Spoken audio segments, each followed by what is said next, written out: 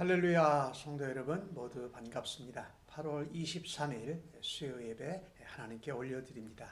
함께 묵상으로 기도하십시다.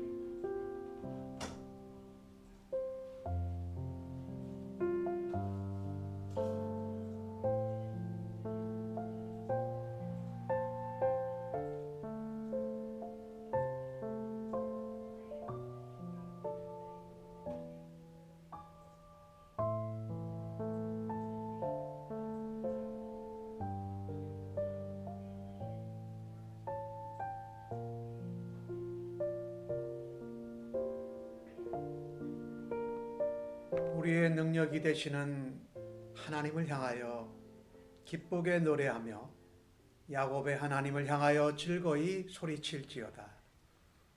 시를 읊으며 소고를 치고 아름다운 수금의 비파를 아우를지어다.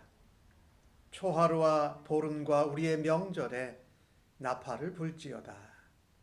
이는 이스라엘의 율례요 야곱의 하나님의 규례로다. 하나님이 애굽 땅을 치러 나아가시던 때에 요셉의 족속 중에 이를 증거로 세우셨도다. 내 백성이여 들으라. 내가 내게 증언하리라. 이스라엘이여 내게 듣기를 원하노라.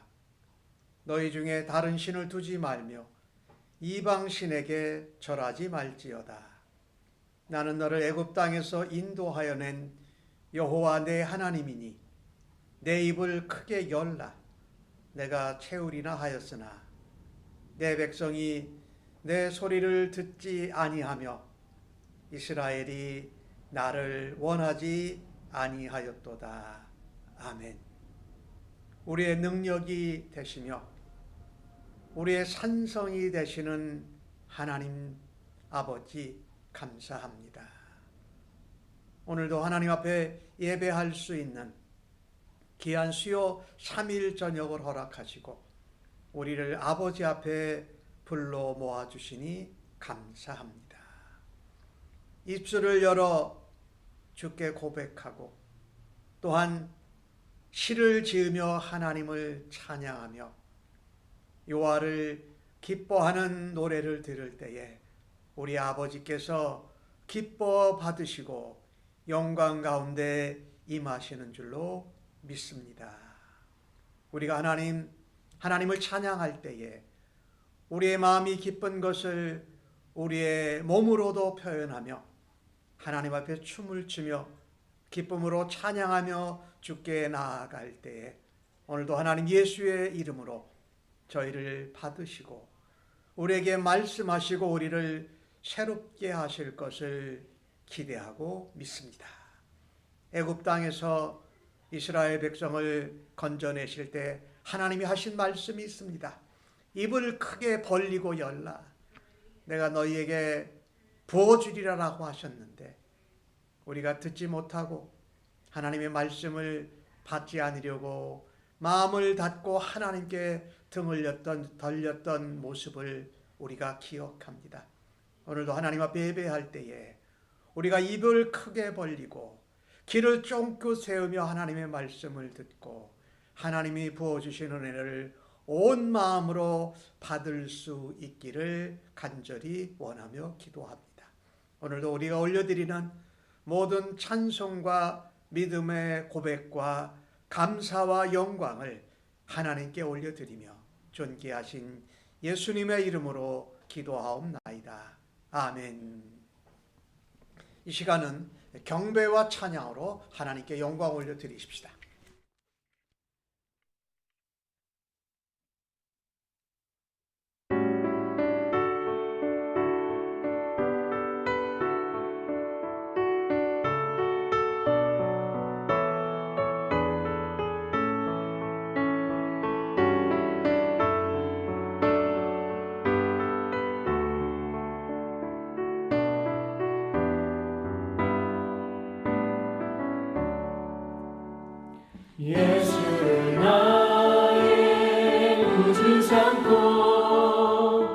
성령과 비로소 거듭나니 이 세상에서 내 영혼이 하늘의 영광으리로다.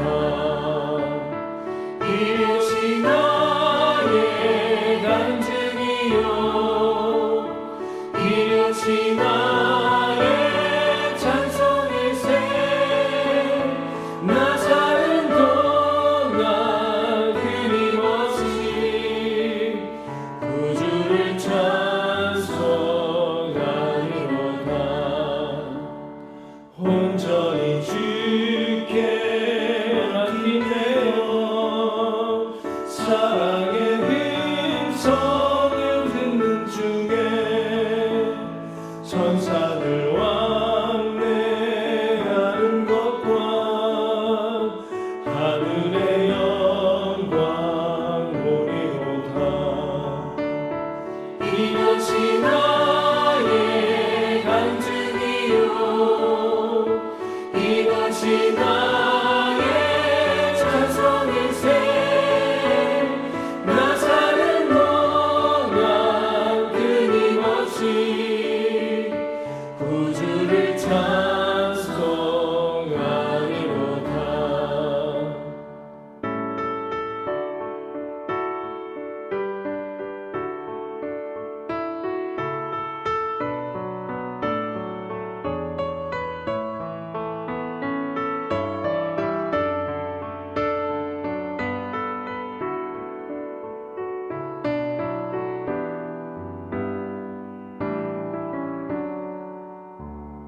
주 안에 기쁜 누림으로 마음의 풍랑이 전장하니 세상과 나는 강도 없고 구속한 주만 보이도다. 이것이 나의 간증이요 이것이 나의 찬송일세. 나 사는 동안 끊임없이 구주를 찬송하리로다.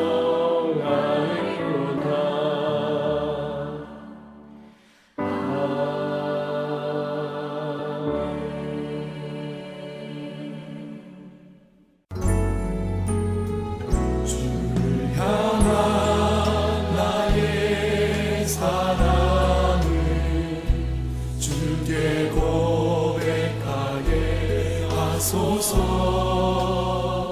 아름다운 주의 그늘 아래 살며 주를 보게 하소서. 주님의 말씀 선포될 때에 땅과 하늘 진동하리니 나의 사랑 고백하리라. 나의 구주 나의 친구. 우리의 이름을 부르시는 하나님이여, 주의 속삭이 나의 이름을 부르시네. 주의 능력 주의 영광을 보이사 성령을 부으소서. 내 말을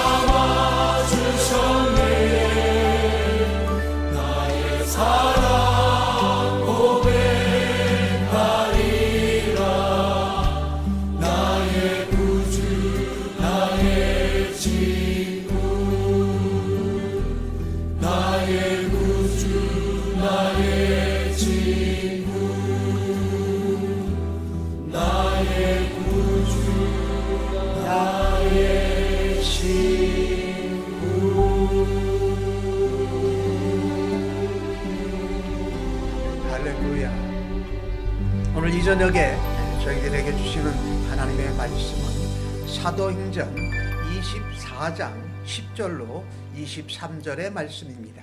신약 성경으로 230면에 나오고 있습니다. 자리에서 모두 일어나셔서 날 사랑하심 찬송하시고 하나님 말씀 교독해서 받겠습니다. 날 사랑하심 날 사랑하심 날 사랑하심 성경에 쓰였네. 오늘도 기록된 하나님의 말씀을 받을 때에 하나님의 은혜와 사랑과 생명의 음성이 우리의 귀에 박혀지고 우리의 가슴에 새겨지기를 간절히 바랍니다. 총독이 바울에게 머리로 표시하여 말하라 하니 그가 대답하되 당신이 여러 해 전부터 이 민족의 재판장 된 것을 내가 알고 내 사건에 대하여 기꺼이 변명하나이다. 당신이 아실 수 있는 바와 같이 내가 예루살렘에 예배하러 올라간 지 12일밖에 안 되었고 그들은 내가 성전에서 누구와 변론하는 것이나 회당 또는 시중에서 무리를 소동하게 하는 것을 보지 못하였으니 이제 나를 고발하는 모든 일에 대하여 그들이 능히 당신 앞에 내세울 것이 없나이다. 그러나 이것을 당신께 고백하리이다. 나는 그들이 이단이라 하는 도를 따라 조상의 하나님을 섬기고 율법과 선지자들의 글에 기록된 것을 다 믿으며 그들이 기다리는 바 하나님께 향한 소망을 나도 가졌으니 곧 의인과 악인의 부활이 있으리라 함이니이다. 이것으로 말미암아 나도 하나님과 사람에 대하여 항상 양심의 거리낌이 없기를 힘쓰나이다. 여러 해 만에 내가 내 민족을 구제할 것과 재물을 가지고 와서 드리는 중에 내가 결례를 행하였고 모임도 없고 소동도 없이 성전에 있는 것을 그들이 보았나이다.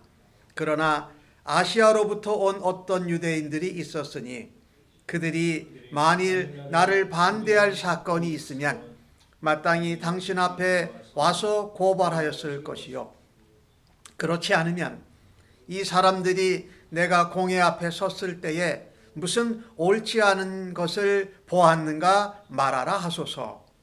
오직 내가 그들 가운데 서서 외치기를 내가 죽은 자의 부활에 대하여 오늘 너희 앞에 신문을 받는다고 한 이 한 소리만 있을 따름이니이다 하니 벨릭스가 이 도에 관한 것을 더 자세히 아는 고로 연기하여 이르되 천부장 루시아가 내려오거든 너희 일을 처결하리라 하고 백부장에게 명하여 바울을 지키되 자유를 주고 그의 모 친구들이 그를 돌보아 주는 것을 금하지 말라 하니라. 아멘. 오늘 받으신 본문의 말씀을 가지고 앙심과 양심이라는 제목으로 은혜를 나누기를 바랍니다. 사실은 좀 더 길게 표현한다면 신앙의 앙심 고백과 신앙의 양심 고백 이렇게 제목을 정해도 좋을 것 같습니다. 우리는 예수님을 믿고 하나님의 자녀로 살아가면서 우리에게 신앙의 양심이 있습니다.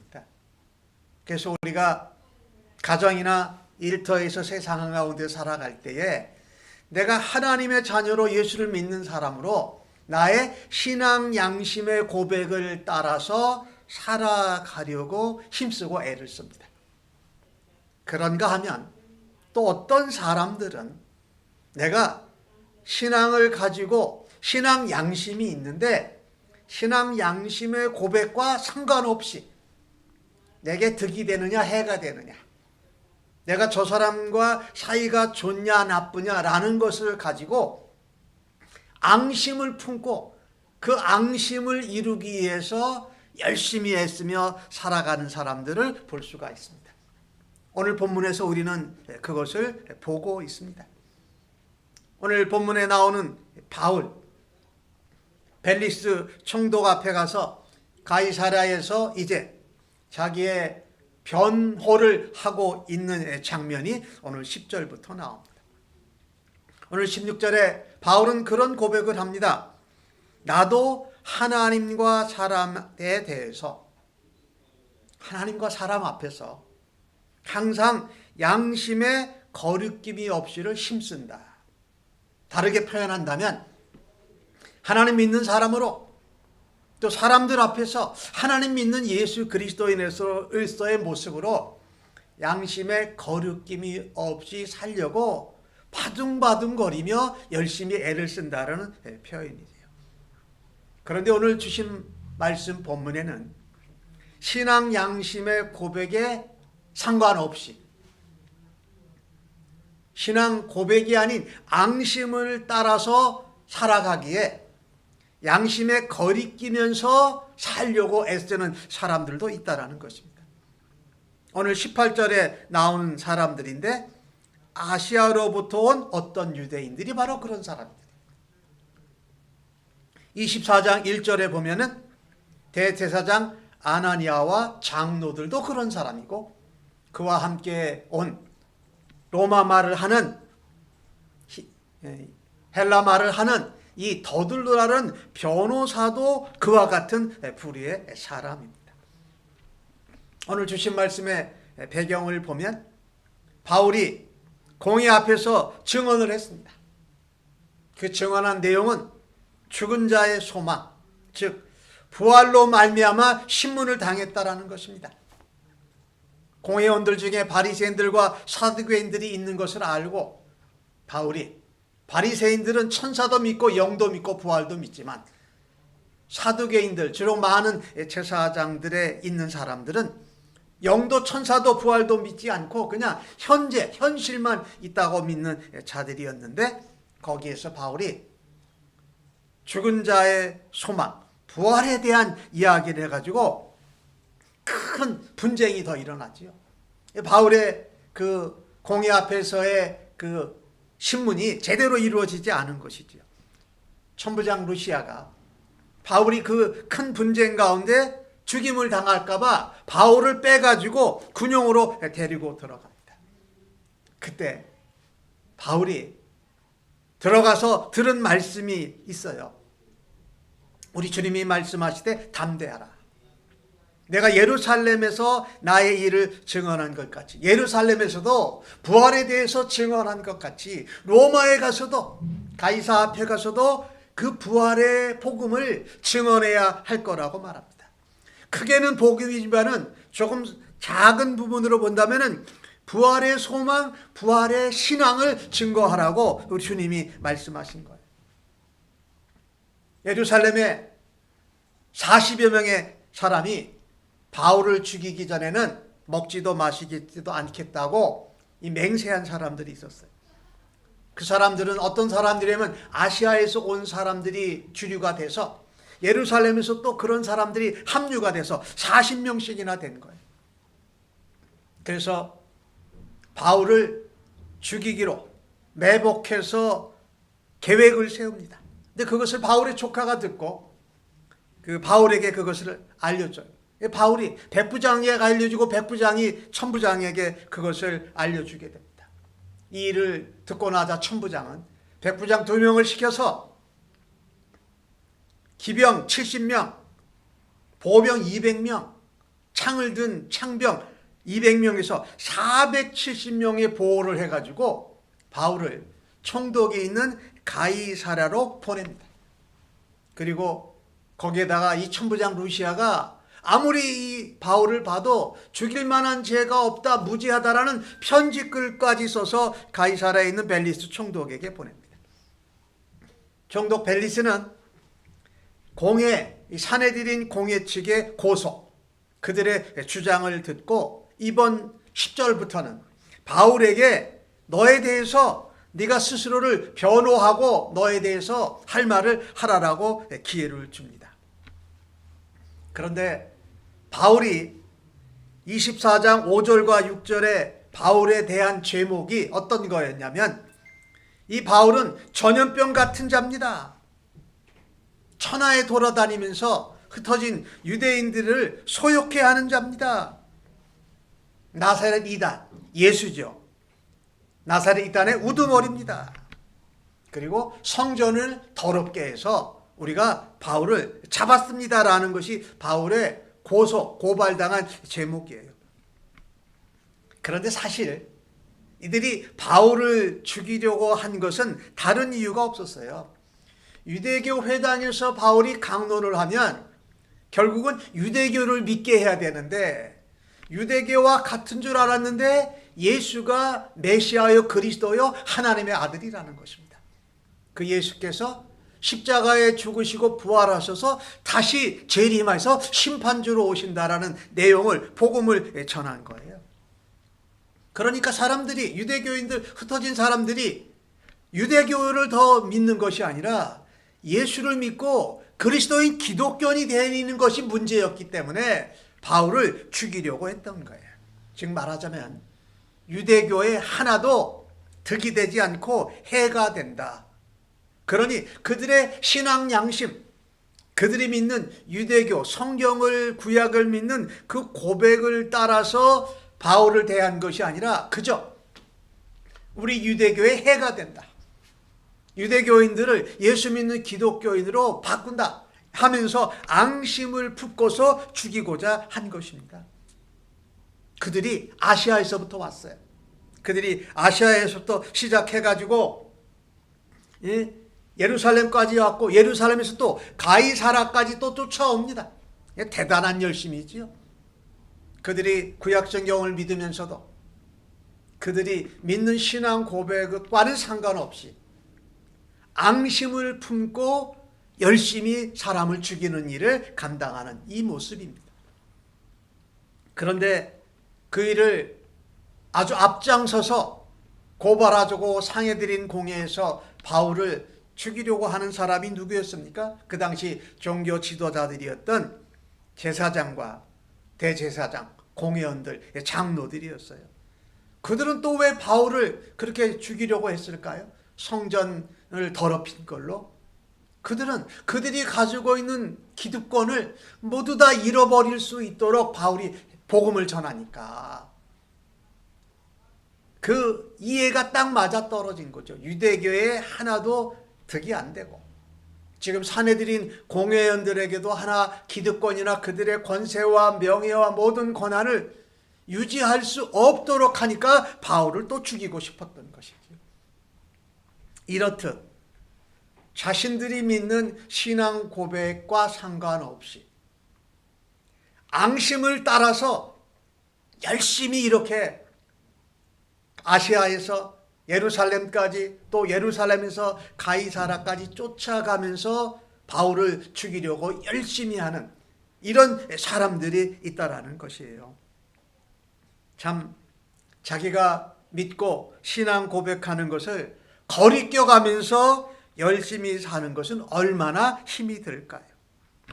그러니 그들은 신앙 양심을 따라서 하는 것이 아니라 앙심을 품고 열심히 살아가는 잘못된 모습이라는 것입니다. 그들이 고백한 것은 신앙의 고백이 아니라 그들이 앙심 품은 고백을 지키려고 열심히 사는 사람들의 모습을 오늘 우리 본문 가운데서 발견합니다. 저는 우리들 스스로에게 한번 질문하고 싶어요. 우리가 믿는 하나님, 우리가 믿는 성경의 말씀을 따라서 우리가 신앙 고백한 신앙의 양심을 거리낌이 없이 하려고 애를 씁니까?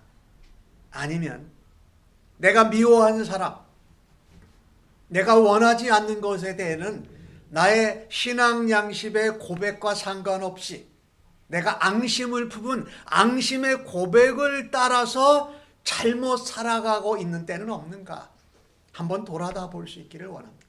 오늘 열심히 있었지만 앙심을 품고 양심의 고백이 아닌 신앙 고백이 아닌 앙심의 고백을 가지고 살아들였던 아시아로부터 온 그들과 함께 40여 명 바울을 매복해서 죽이려고 했던 사람들, 또 그들을 앞세워서 도와주고 고소하고 고발하고 변호사까지 붙여주는 이 대제사장 아나니아와 사내들인 공회원들, 장로들의 모습은 바로 그렇다라는 것입니다.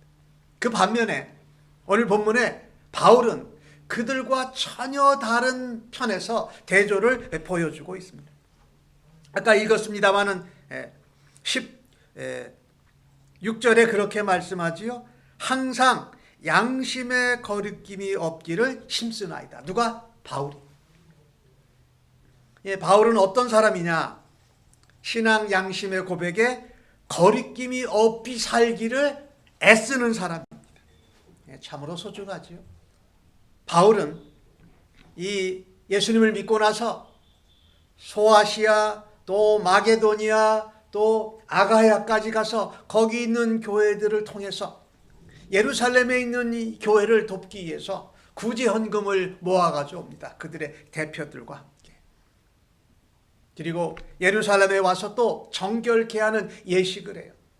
그가 율법을 행위를 꼭 지킬 필요가 없지만 그 유대인들 예루살렘에 있는 사람들의 마음을 조금이라도 열어서 이단이라고 하는 예수 그리스도 메시아의 복음을 듣게 하려고 그렇게 하는 것이지요. 그러니 바울은 오늘 주신 말씀 11절에는 그렇게 말합니다. 이 벨릭스에게 그렇게 말하죠. 당신이 아실 수 있는 바와 같이 내가 예루살렘에서 예배하러 올라간 지 열 이틀밖에 안 되었고 또 이 사건에 대해서 내가 변명합니다 라고 할 때에 바울은 이게 무슨 문제라는 거예요? 종교 문제, 신앙 문제라는 거예요.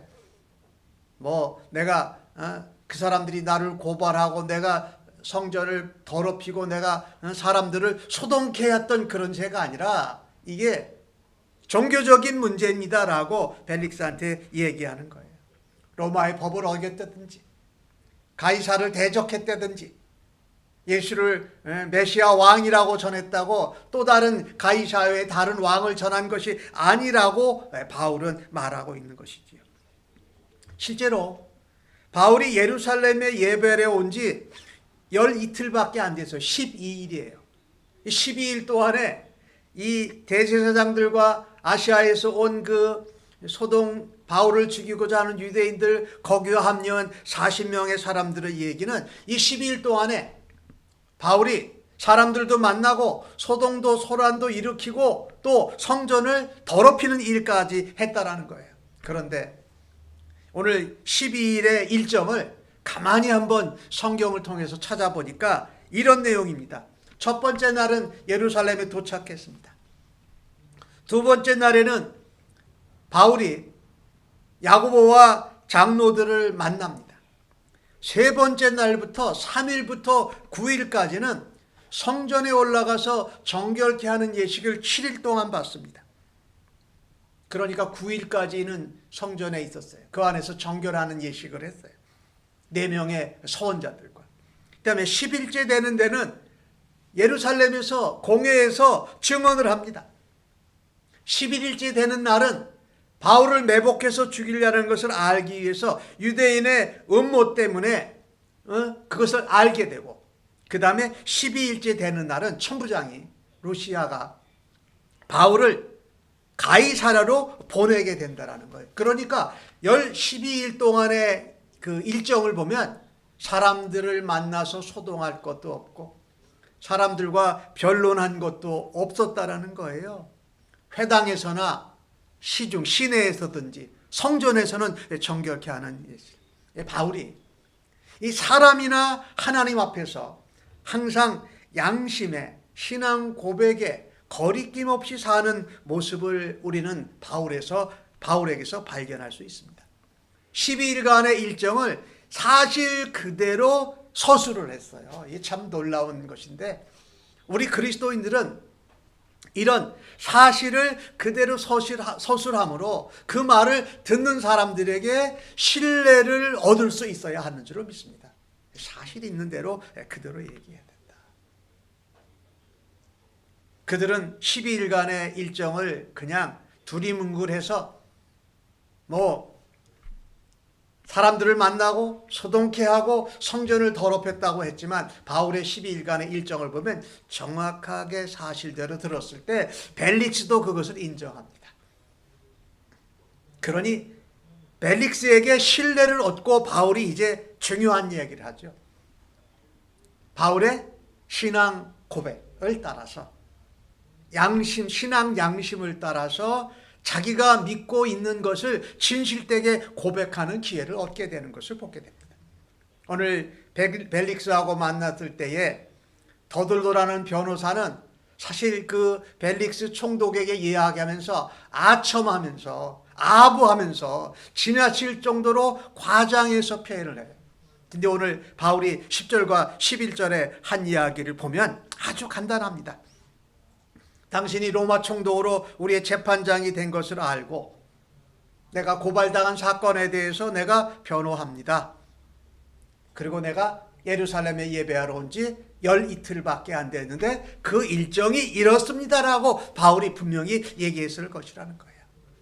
그러니 우리가요, 사실을 그대로 전함으로 신뢰를 얻고 우리가 누구에게인가 이야기를 할 때에 아부하거나 아첨하거나 지나치게 미사오구를 많이 쓰는 것은 오히려 우리로 하여금 신뢰를 얻지 못하게 한다는 거예요. 그리스도인들은 이 바울의 모습을 보면서 그런 모습이 필요하다. 그것을 본받기를 원해요. 또 바울을 보니까 그 다음에서야 핵심을 얘기합니다. 그가 믿는 신앙 고백, 신앙 양심을 따라서 그리스도인으로 거리낌이 없이 애써서 얘기합니다. 중요한 것은요, 바울이 이런 말을 하지 않았다라는 겁니다. 내가 하나님과 사람 앞에 신앙 양심에 거리낌이 없습니다라고 단정적으로 이야기하지 않습니다. 여러분, 우리가 알지요? 하나님이 우리에게 양심을 주셨는데 양심이 잘 작동할 때는 선해요. 근데 양심이 제대로 작동하지 못하면 악해요. 그래서 양심에 화인을 맞으면 양심이 아니라 아까 말한 대로 앙심을 가지고 남을 해하게 된다라는 것이지요. 오늘 바울은 무슨 이야기를 합니까? 중요한 얘기를 합니다. 신앙 고백과 양심을 따라서 하나님 앞에 사람 앞에 할 수 있는 한 거리끼지 않고 내가 믿는 것, 내가 고백한 것 사람들에게 거치지 않고 힘써서 그것을 지키려고 지금 말하고 있습니다. 그 말하는 것이 뭡니까? 유대인들이 산헤드린 공의가 이단이라고 하는 도를 따라서 나는 하나님을 섬깁니다. 우리 조상들이 섬겼던 하나님을 섬깁니다. 율법과 선지자의 글, 구약 성경이지요. 성경에 기록된 것을 다 믿습니다. 나는 유대인이고 또 성경을 믿는 사람이라는 것을 말하지요. 그 다음에 중요한 것을 바울이 이야기합니다. 하나님께 대한 소망을 유대인들처럼 가졌다. 유대인들이 가지고 있는 소망이 무엇일까요? 죽은 자의 부활입니다. 그것이 유대인들이 가지고 있는 소망이었어요.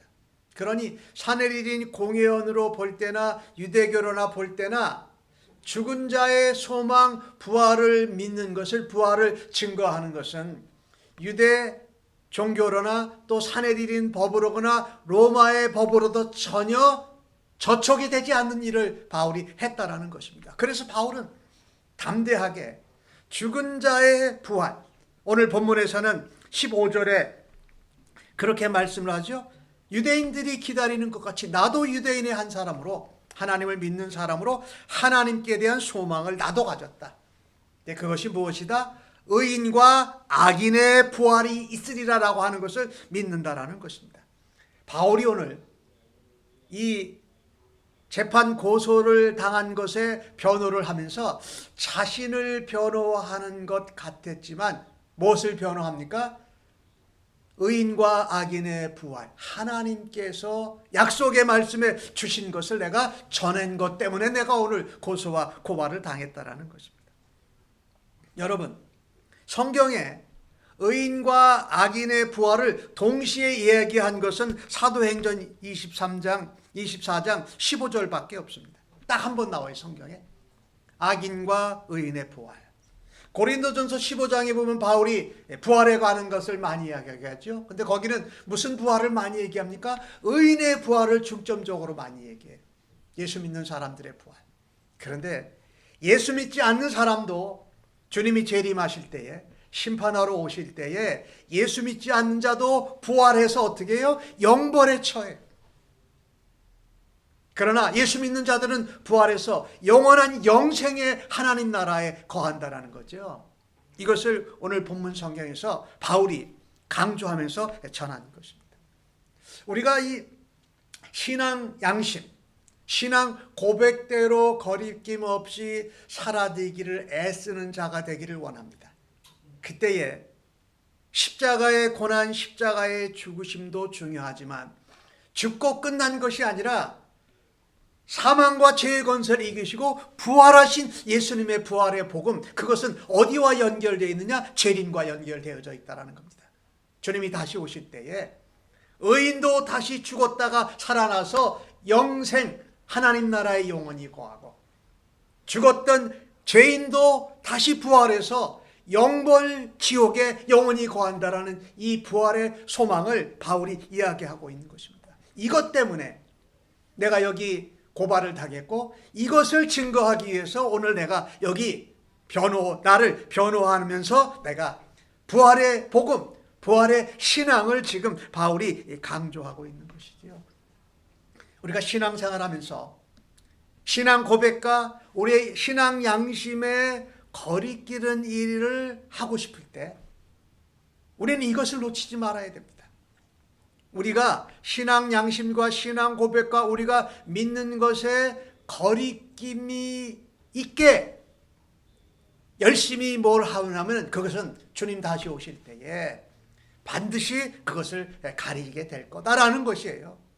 성경 마태복음 23장 23절에서 33절까지의 말씀을 보면 예수님께 와서 부활 논쟁을 한 경우가 나오죠. 형이 있는데 자식 없이 세상을 떠났습니다. 그러면 동생이 그 형 대신에 그 형수에게 장가를 가는 겁니다. 둘째, 셋째 하다가 일곱째까지 하다가 일곱 아들이 다 죽고 그 형수 여자도 죽었습니다. 그러면 부활할 때에 그 아내가 누구의 아내입니까? 라고 물어본 질문이 나와요.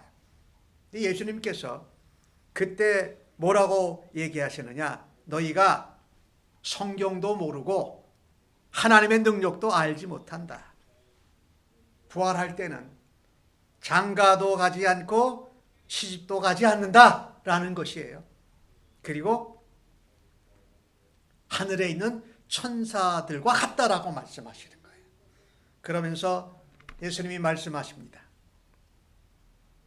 내가 죽은 자의 부활을 논할진대 나는 아브라함의 하나님, 이삭의 하나님, 야곱의 하나님이라. 그러니 하나님은 죽은 자의 하나님이 아니라 살아있는 자의 하나님이라고 말씀하시면서 마태복음 23장에 나오는 내용으로 죽은 자의 부활, 또 악한 자의 살아있는 자의 부활을 얘기하세요. 그리고 요한복음에는 5장 28절 29절을 보면은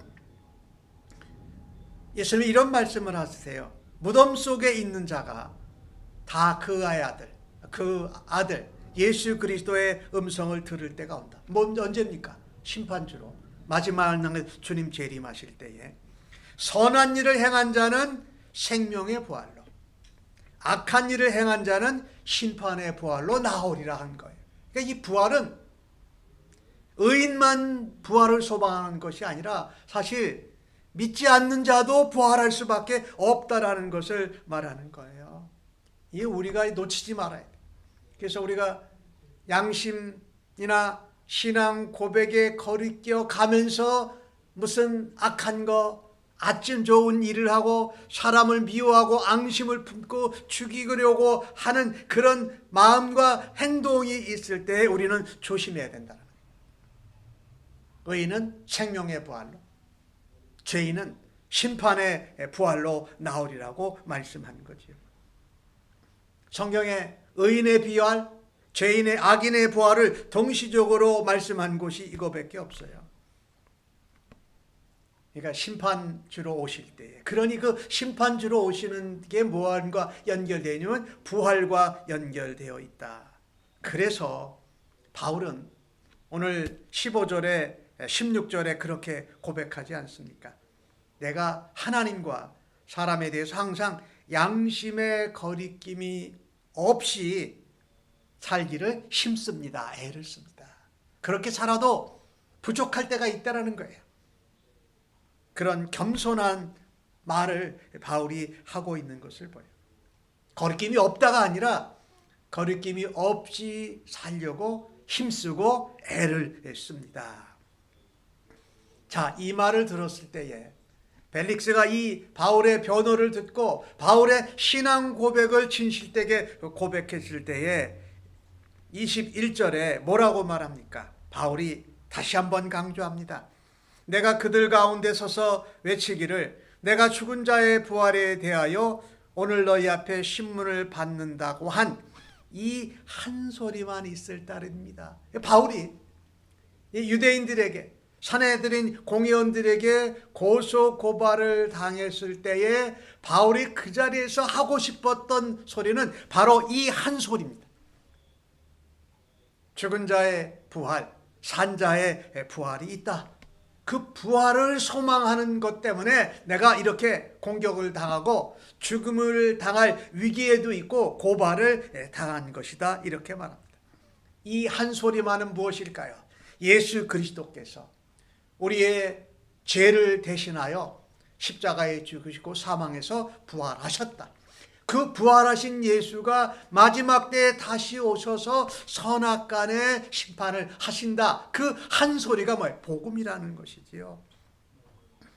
우리는 신앙의 거리낌이 되거나 우리의 양심의 고백의 거리낌이 일어날 때에 이것을 기억해야 합니다. 의인의 부활, 악인의 부활이 있음을 믿으시고 부디 의인의 부활로 주님의 영광에, 영생에, 영혼에 동참하시는 성도들 되시기를 간절히 바랍니다. 오늘 베스도가 바울의 그 이 한 소리를 듣고 나서 베스도가 잠정적으로 내린 결론이 이렇습니다. 바울을 지키게 하고 자유를 주고 친구들이 그를 돌보아 주는 것을 금하지 말게 했다. 사실은 무슨 판결을 내린 겁니까?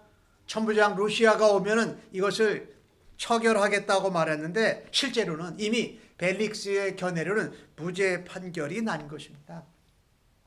여러분, 이게 얼마나 엄청난 은혜요, 영광이요, 자기의 신앙 고백대로 증거하고 양심의 고백대로 증거했는데 총독의 마음을 움직였어요. 그래서 무죄 판결을 하는 것을 봅시다. 우리가 이것을 보면서 예수 믿는 사람으로 우리가 하루하루 매일매일을 살아갈 때에 신앙 양심의 거리낌이 없이, 내가 믿는다고 한 신앙 고백의 거리낌이 없이 살아가기를 힘쓰는 성도님들 되시기를 예수님의 이름으로 간절히 축복합니다.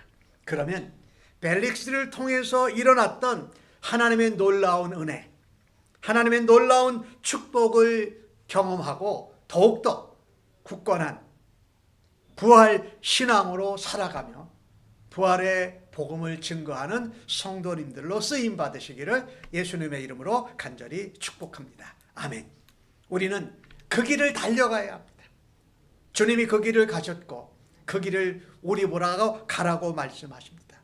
바울에게 말씀하셨던 것 같이, 바울아, 네가 예루살렘에서도 그 부활의 복음을 증언한 것처럼, 부활 신앙을 네가 고백한 것처럼 로마에 가서도 그 부활의 복음을, 부활의 신앙을 고백하고 증거해서 하나님 나라와 예수 그리스도를 증거하는 사명을 완수하기를 하나님이 기대하시고 길을 열어주신 것과 같이 여러분과 저와 그와 같은 신앙의 고백에 양심의 거리낌이 없는 고백을 살아드리기를 힘쓸 때에 하나님이 책임져 주실 줄로 믿습니다.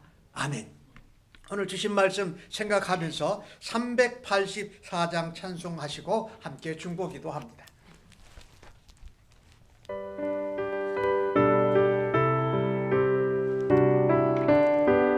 주님이 인도하시고 주님이 형통하게 하실 줄로 믿습니다.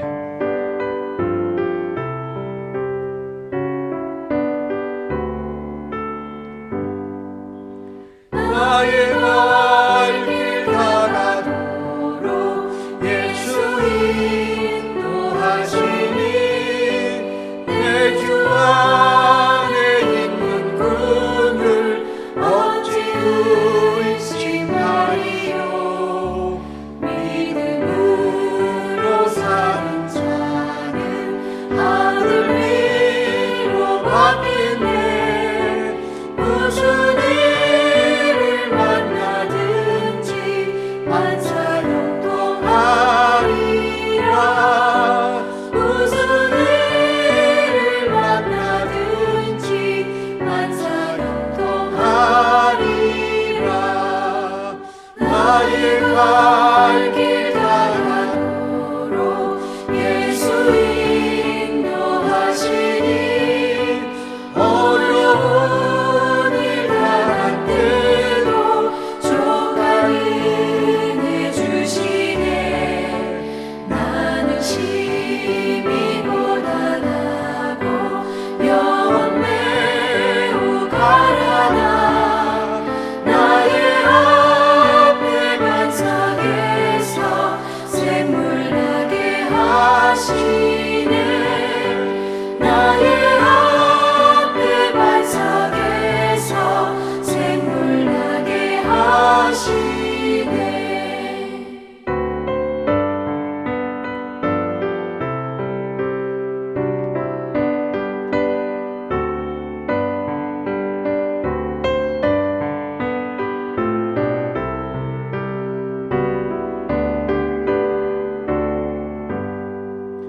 나의 갈 길 다가도록 예수 인도하시니 그의 사랑 어찌 큰지 말로 할 수 없도다.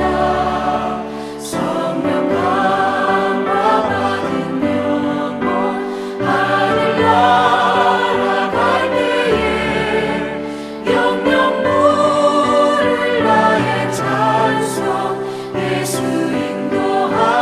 인도하셨네. 영영 부를 나의 찬송 예수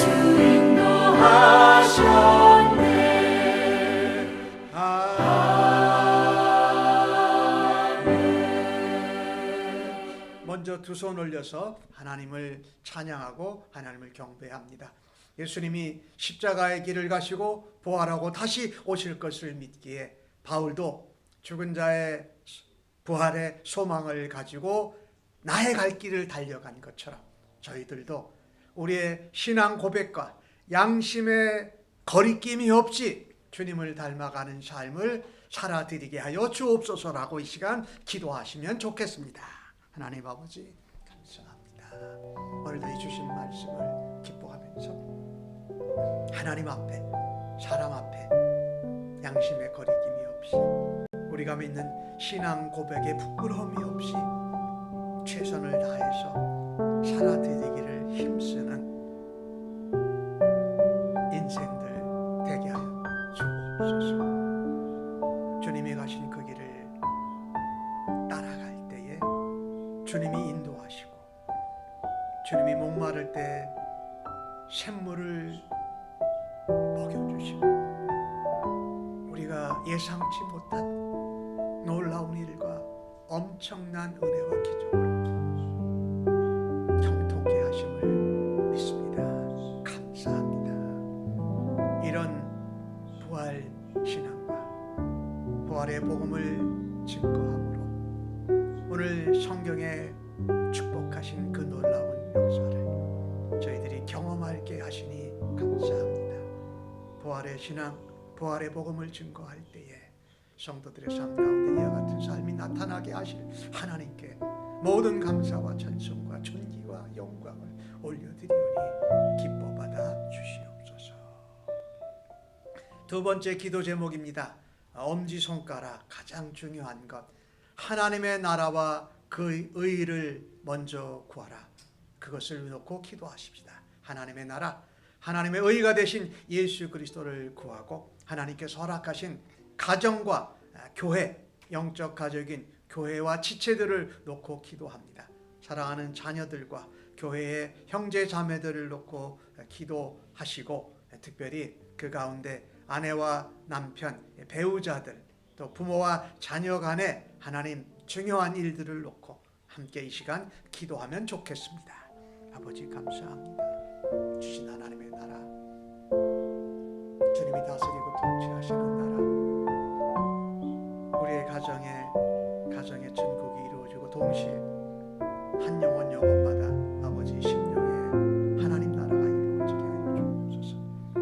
섬기는 교회의 온 성도들과 지체들이, 영적 가족들이 하나님 앞에 교회의 천국을 맛보아 알게 하여 주옵소서. 그래서 서로서로가 더 존귀하게 여기고 서로서로 낮게 여기며 섬기기를 먼저 하고 사랑으로 갚는 이런 아름다운 주님의 교회, 주님이 기뻐하시는 가정을 세우고 주시니 감사합니다. 남편은 아내를 소중히 여기고 아내는 남편에게 주님께 하듯 순종하는 부부관계 되게 하여 주옵소서. 자녀들은 부모를 공경하고 부모는 자녀들을 주의 훈계와 교양으로 양육하는 믿음의 부모, 본이 되는 부모가 되게 하시고 자녀들은 부모의 모습을 보면서 예수님의 장성한 분량에까지 자라가는 은혜가 있게 하여 주옵소서. 믿음의 아름다운 유산을 이어가게 하시고 믿음에 떨어지고 멀리 떠나가나 방황하는 하나님 우리의 자녀들을 다시금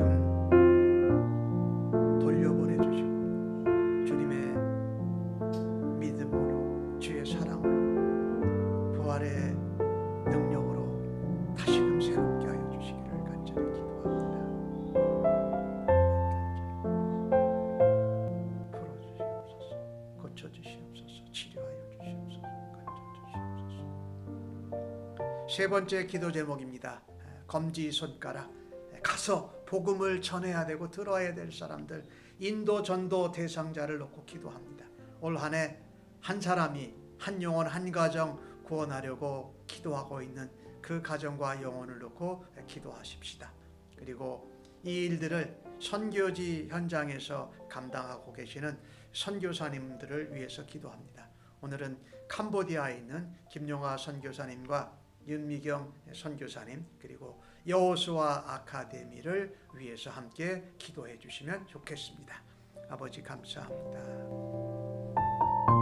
우리에게 복음을 들고 가라 하시고 우리의 신앙 고백을 따라서, 우리의 신앙 양심을 따라서 부활의 신앙, 부활의 복음, 십자가의 능력, 재림의 소망, 심판을 두려워하지 않고 마라나타 주 예수의 어서 오시옵소서라고 하면서 재림의 순간을 언제든지 맞이할 수 있는 기름을 준비한 신부들처럼 주 앞에 나가기를 원합니다. 저들에게 복음을 가지고 갑니다. 하나님 우리에게 인도 전도 대상자라 맡겨주신 영혼들의 이름을 주 앞에 올리며 그들의 얼굴을 기억하면서 주님이 가라하는 곳으로 예루살렘을 거쳐서 로마와 땅끝까지 가서 복음을 증거하는 사명을 하는 교회 되게 하여 주옵소서. 한 사람이 올 한 해 동안에 한 영혼을 구원으로 인도하고 한 가정을 주께로 인도해서 한 성도 한 분들이 이 같은 사명을 감당함으로 우리 교회가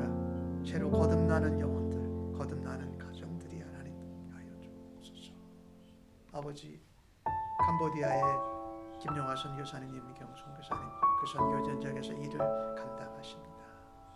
코비드 상황 가운데 여러 가지 축소되고 사람들이 떠나는 변화가 있었지만 아버지 남아있는 자들, 뿌려진 씨들을 통하여서 하나님 다시 싹이 나고 다시 가지가 뻗어지며 꽃이 피고 열매가 맺어지게 하실 것을 기대하고 믿습니다. 새롭게 여호수아 아카데미 또 국제학교를 시작하면서 선생님들을 모집하고 또 학생들을 모집하는 그 가운데 있습니다. 하나님 보내 주옵소서. 저 캄보디아의 우상과 잘못된 신앙으로부터 하나님을 알고 예수를 믿는 캄보디아의 나라의 믿음의 지도자들을 세워주시고 이들을 감당할 수 있는 믿음의 선생님들, 동역자들을 아버지 보내주옵소서. 선교사님 네 분 건강케 하시고 주님 권능의 손으로 붙잡아 주시고 성령으로 충만케 하여 주옵소서. 네 번째 기도 제목입니다. 가운데 손가락 중지, 가장 높은 분들, 나라의 대통령과 정부 장관들, 국회의원들, 공무원들 위해서 기도하십시다. 우리가 살고 있는 미국 땅과 우리의 조국 대한민국의 대통령과 이런 지도자들을 위해서 기도하시고 또 교회에 세워주신 하나님의 영적 리더들, 하나님의 종들을 위해서 기도하십시다.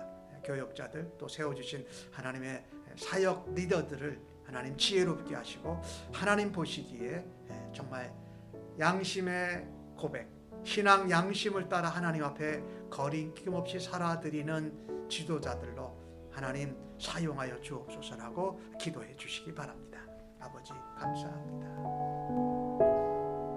하나님 권위를 하나님이 주시지 않은 것이 없습니다. 때로는 우리의 마음에 들지 않고 악한 지도자가 있을 때 오늘 말씀을 들은 것처럼 앙심을 품고 열심을 잘못되지 않게 하여 주옵소서. 오히려 잘못된 지도자, 부족한 지도자, 내 마음에 맞지 않는 지도자일지라도 하나님의 주권에 맡기고 하나님의 다스림과 하나님이 이끄시고 인도하시는 손길에 의지하며 올려드립니다.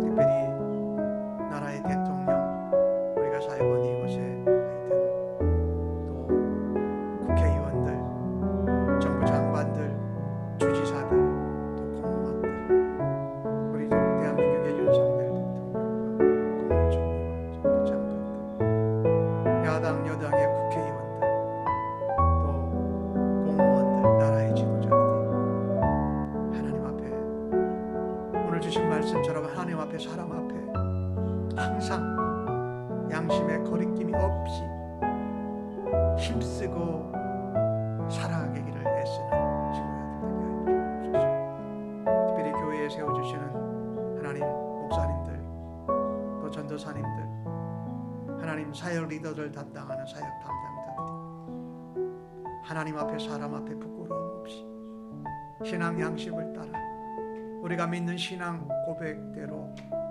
살아드리려고 최선을 다하는 일꾼들 삼아 주옵소서. 아버지, 그때 부족한 것은 하나님 채워주시고 연약한 것은 감춰주시고 성도들과 또한 백성들과 지도자들 사이의 관계에서 서로 사랑하고 존경하고 서로 긍휼히 여기고 용납하고 정하는 아름다운 관계가 펼쳐지게 하여 주시기를 간절히 원합니다. 다섯 번째 기도 제목입니다. 약지, 약한 사람들을 놓고 기도합니다. 특별히 지구촌에 전쟁으로 어려움을 겪고 있는 우리 우즈베키스탄과 우크라이나와 우리 러시아, 또 캐나다에도 산불로 고생을 하고 있고, 또 우리 미국의 하와이에서도 또 마우이 섬에서도 불이 나서 있고, 우리 캘리포니아 남쪽의 지역에도 또 불이 나서 데스밸리에 어려운 일을 겪고 있고, 세계적으로 저쪽 스페인 쪽에서도 화재가 나서 어려움을 겪고 있습니다. 하나님, 자연재해로, 폭우로, 폭염으로, 화재로, 전쟁으로 재난으로 어려움을 겪는 이 약한 자들을 하나님 지켜주시옵소서, 하나님 회복시켜 주시옵소서 하고 기도하시고, 또 약물이나 마약이나 어떤 총기에 물들어서 인종차별에 나쁜 생각과 버릇에 들어있는 사람들 하나님 불쌍히 여겨주시고 회복시켜 주옵소서라고 기도하십시다.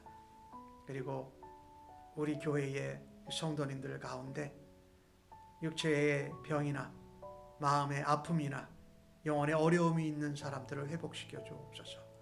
특별히 연로하신 어르신들, 육체의 연세가 들어갈수록 하나님 감당할 수 있는 은혜를 더하시고 하나님 나라 소망을 강건케 하시고 주님의 재림을 기대하는 은혜를 더하여 주옵소서라고 이 시간 기도하겠습니다. 하나님 감사합니다.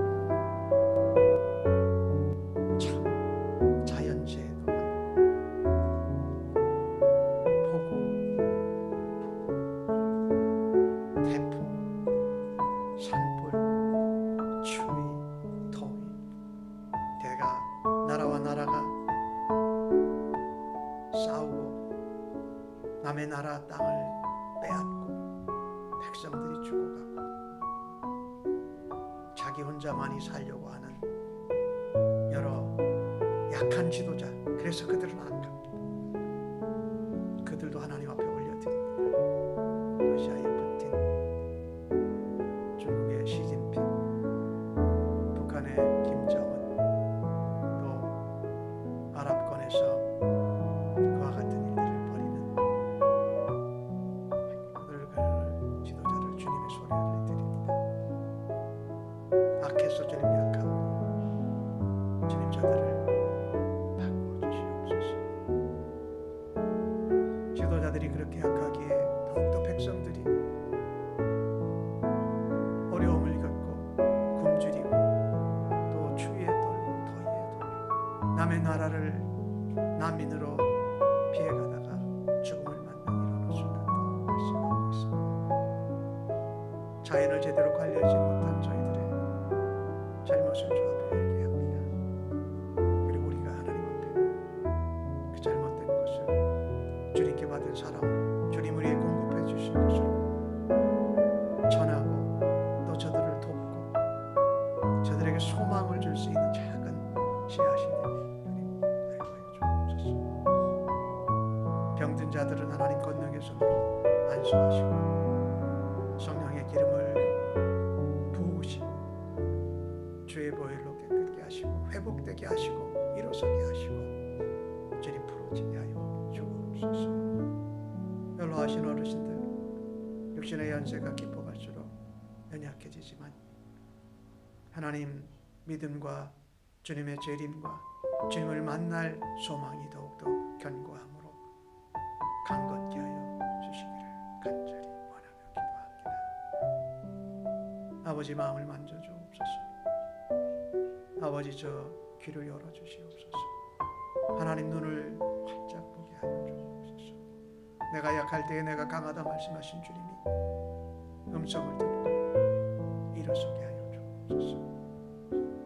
병이나 약함이 고쳐지고 회복되지 않을지라도 주님과 함께 동행하고 주님이 함께 계시기에 기쁨과 소망과 평강이 넘치게 하여 주실 것을 믿습니다. 마지막 기도 제목입니다. 소지, 작은 자를 위해서입니다. 내가 작은 자로 살게 하여 주옵소서. 낮은 자로, 겸손한 자로, 또 우리가 사역하고 섬기는 일꾼들 가운데 하나님 저들이 작은 자로 섬길 때 큰 자가 되게 하시고 낮은 자로 섬길 때 하나님 높여주시고 하나님의 영광을 나타내는 데 쓰임받게 하여 주옵소서. 또 여러분이 사역으로 또 여러분의 관계로 돕고 생각나고 기도하는 기도해 줘야 할 사람들을 이 시간 함께 기도하시기를 바랍니다. 아버지 감사합니다. 저희들이 작은 자로 낮은 자로 겸손하게 주옵소서. 높아지기보다 낮아지고 큰 자가 되지 아니하고 작은 자가 많은 것이 아니라 적은 것으로 감사하고 섬깁시다. 많은 영혼이 아니라 한 영혼을 사랑하는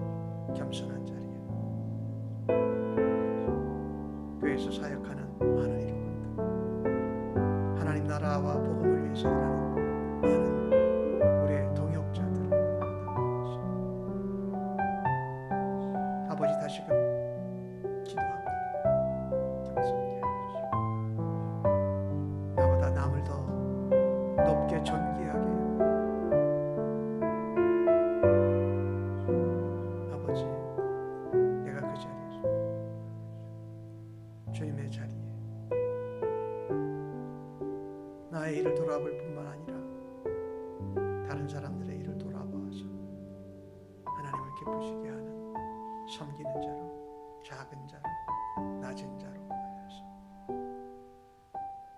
오늘 바울이 무죄 판결을 받은 것과 마찬가지가 되었던 것처럼 저희들도 그와 같은 은혜와 체험과 하나님의 역사를 체험하고 주님 오실 때까지 낮아지고 겸손하고 작은 자로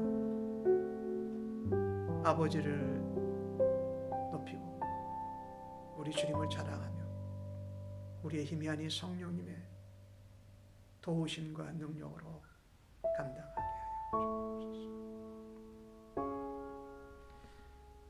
이제는 우리 주님 예수 그리스도의 은혜와 아버지 하나님의 무한하신 사랑하심과 성령님의 위로교통 충만 역사 하심이 주 앞에 예배한 성도들 위해 저들의 자녀들과 가정 위에 섬기는 일터와 사업체 학업의 현장 위에 그리고 이 땅에 세워주신 모든 지도자와 권세자들 위에 그리고 우리 주님의 몸된 교회 위에 영원토록 함께 계실지어다. 아멘.